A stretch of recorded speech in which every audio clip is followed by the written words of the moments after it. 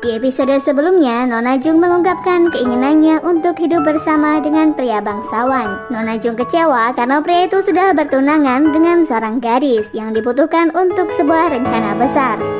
Nona Jung tak menyangka bangsawan yang selama ini selalu memperhatikannya kini berpaling begitu saja di saat mulai tumbuh benih-benih cinta.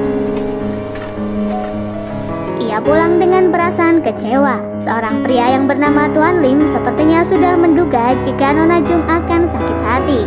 Sementara itu di istana, seorang kasih mengkhawatirkan keselamatan raja jika terus-terusan melakukan penyamaran keluar istana. Jika raja ingin melindungi Nona Jung, satu-satunya cara adalah menjadikannya seorang selir. Tapi raja tak akan mengulangi kesalahan untuk kedua kalinya, membuat Nona Jung menderita karena membawanya ke dalam istana. Menteri Pak curiga raja menjalin hubungan dengan gadis di luar istana. Ia menginterogasi pria yang berniat menculik Nona Jung untuk mengetahui keluarga gadis itu dan hubungannya dengan raja yang tempo hari menyelamatkannya. Sementara itu di istana, Ibu Suri memberi perintah mencari kandidat ratu dan mulai memberlakukan larangan pernikahan. Setelah cintanya ditolak, Nona Jung terlihat banyak melamun. Tongge mengajak Nona Jung memberi pelajaran kepada pria itu karena telah memberi harapan palsu. Tapi Nona Jung bahkan tak mengetahui di mana bangsawan itu tinggal. Di lain tempat, di desa hutan bambu terjadi keributan di organisasi dagang Nona Jung. Seorang pria mengatakan jika ia hanya menjalankan perintah dari Biro Keamanan untuk melakukan penggerebekan. Ternyata itu adalah perbuatan Menteri Pak yang ingin menyelidiki Tuan Lim dan Nona Jung karena keduanya berbisnis meski dari kalangan bangsawan.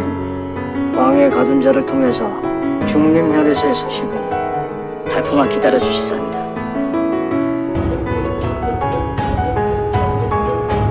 Sementara itu, anak Menteri Perang Yeon Hae memohon kepada ayahnya agar segera mengirim berkas pendaftaran sebagai calon ratu. Menteri Cho mengingatkan anaknya jika istana adalah tempat yang tak seindah dibayangkan. Mengingat kasus pembunuhan Ratu In Yong sebenarnya adalah konspirasi. Tak sedikit keluarga kerajaan yang mengorbankan nyawa ibu dan istrinya untuk bertahan hidup. Ia meminta Yeon Hae untuk mundur sebagai kandidat karena keponakan Menteri Park yang akan menjadi calon tunggal.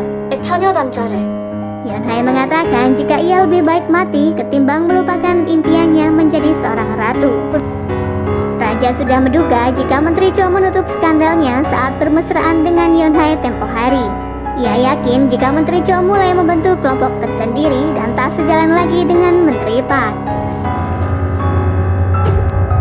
Terbukti saat Menteri Cho menegur kelancangan Menteri Park yang saat itu sedang menginterogasi petugas kavaleri yang sebenarnya berada di otoritasnya. Dari hubungan keduanya bisa menyulut perpecahan, Menteri Park mengundang Menteri Cho untuk minum bersama. Menteri Cho sempat melihat Menteri Park mendisiplinkan seorang petugas yang berhubungan dengan berkas pemilihan calon ratu, yang mana Menteri Park ingin hanya keponakannya yang layak lolos seleksi. Sepertinya Menteri Park mulai mengkhawatirkan adanya celah yang bisa menggagalkan pernikahan kerajaan yang sudah ia rencanakan. Nona Jung tak menyangka jika bangsawan benar-benar tak ingin menemuinya lagi setelah ia mengirim pesan lewat anak buahnya. 분께서는 더는 보름에 나오시기 어려울 것입니다.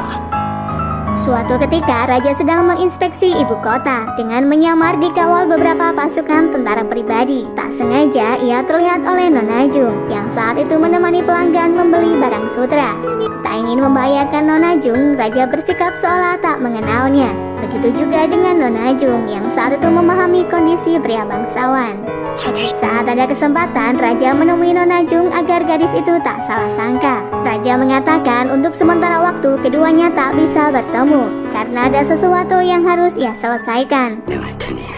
Nona Jung khawatir kekasihnya bergaul dengan orang yang menakutkan, sehingga memaksa pria bangsawan mengatakan apa yang sebenarnya terjadi, karena Nona Jung ingin membantunya. Rasa penasarannya semakin bertambah saat pria itu mengatakan jika jalan hidup keduanya benar-benar berbeda. Hampir saja pertemuan keduanya terbongkar oleh tentara pribadi raja. Raja sengaja membuka rumor jika ia baru saja menemui anak Menteri Cho, berharap informasi itu akan segera terdengar oleh Menteri Park. Mata-mata Menteri Park yang menyamar sebagai pelanggan mendengar perbincangan itu. Ia melaporkannya kepada Menteri Park jika Raja menyukai seorang gadis. Setibanya di istana, Raja masih menunggu surat lamaran anak Menteri Cho. Rencananya terancam dianggap gagal jika ia batal menikahi Yonhae.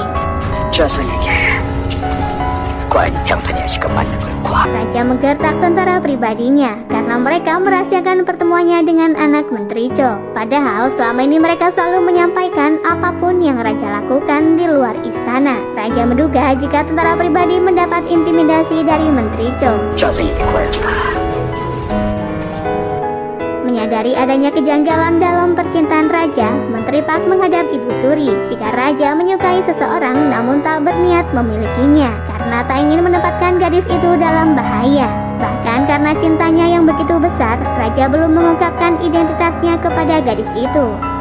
Kecurigaan Menteri Park kepada Menteri Cho semakin besar. Ia menyiksa kepala tentara pribadi Raja yang saat itu menutup rapat pertemuan Raja dan anak Menteri Cho. Hal itu benar-benar membuat Menteri Cho marah karena Menteri Park bertindak seenaknya kepada pasukan bawahannya, bahkan memecat kepala tentara pribadi karena dianggap berkhianat. Menteri Park sepertinya ingin mengingatkan Menteri Cho agar tak bermain api dengannya. Di hari terakhir penyerahan surat, Kasim Jung belum juga mendapati surat lamaran dari Menteri Cho. 더 들어온 천하단전 없었는가? 없습니다. Menteri Cho memohon agar Raja membatalkan niatannya menjadikan Yonhae sebagai ratu karena hal itu sangat sulit mengingat ia tak bisa menyingkirkan calon tunggal dari Menteri Park dan Ibu Suri. 있습니다. 어찌 저들을 이 일에 하십니까? Raja mengatakan jika ia mempunyai cara agar menjadikan anak Menteri Cho sebagai ratu tanpa menentang Ibu Suri. Menteri Cho awalnya tak mempercaya rencana Raja akan berjalan mulus. Namun setelah Raja meyakinkannya, Menteri Cho bersedia mengikuti rencana Raja dan berjanji akan menjadi hamba yang setia. 이 손을 잡아주시. Kedatangan Menteri Cho ke istana membuat Menteri Park penasaran apa yang baru saja keduanya bicarakan. Menteri Cho sudah bertekad berada di pihak Raja. Ia yang sebenarnya menghindari pertarungan akhirnya mulai memberanikan diri melawan keserakan Menteri Park. 내 생각을 마시고. Keesokan harinya, Menteri Park menemui Raja untuk berhenti memperjuangkan gadis lain di saat pernikahan kerajaan akan digelar tak lama lagi dengan calon yang sudah Ibu Suri siapkan. 부서져서.